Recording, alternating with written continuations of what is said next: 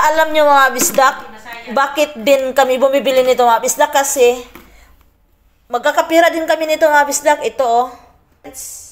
Ayan, ayan. Nakita nyo yung 10 cents refund at collection deposit points in participating state territory of purchase. Yan.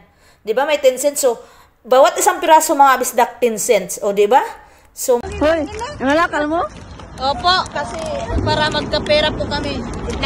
Mong gitigom sa AA, namunit ko ani, dire Australia, namunit gihapon ko. Nangalakal po ka? Nangalakal. Ato na lang ko no, may murag wa naman dito niya. Ako ta sa kantawan niyo, sa kabuhan mo lang. Ako man sa kabuhan niya, pag-abot oh. Ano ba po kayo ba? Ha? Okay, pag-abot mo dire, diha naman na, antod karon na lang gihapon.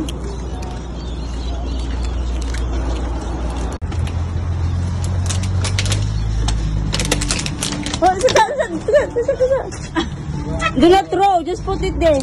Ewan mo ni Iksa. Sorry po.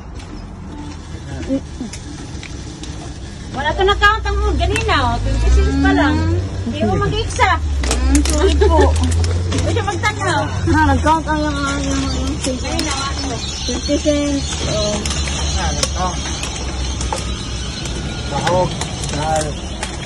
Maraming mga lakal. Ako nga basurero. Basurera. Ay, sikagitlag na dapat. Milyonaryo yung hindi sa Australia, masura lang.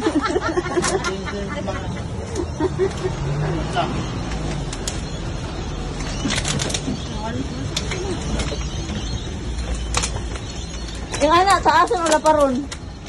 Ari ko pitas, bi. Laparon o taason? Pitas, bi. Ano ba, taason o laparon? Taas, taason. O, nanakay $2. Nanakay. Ikas nga, glass naman din eh. Pwede na yaw. Kaya dito ba itong ano? Itong sagatan ba? Ay, pinsis lang nakabutang. Ayan mga bisdak, yung tatlong hawak na papel yan, voucher yan, yun yung ang balibayad ng empty bottles mga bisdak. Nung iningkod namin yung bottles, empty bottles na pinag-iinuman namin mga bisdak. Ayan, so tinry namin kasi hindi pa kami marunong. Ayan, hindi nag-work. Kaya tumawag kami ng staff sa taga-tindahan po mga bisdak. Ayan, lalapit na yun mamaya-maya.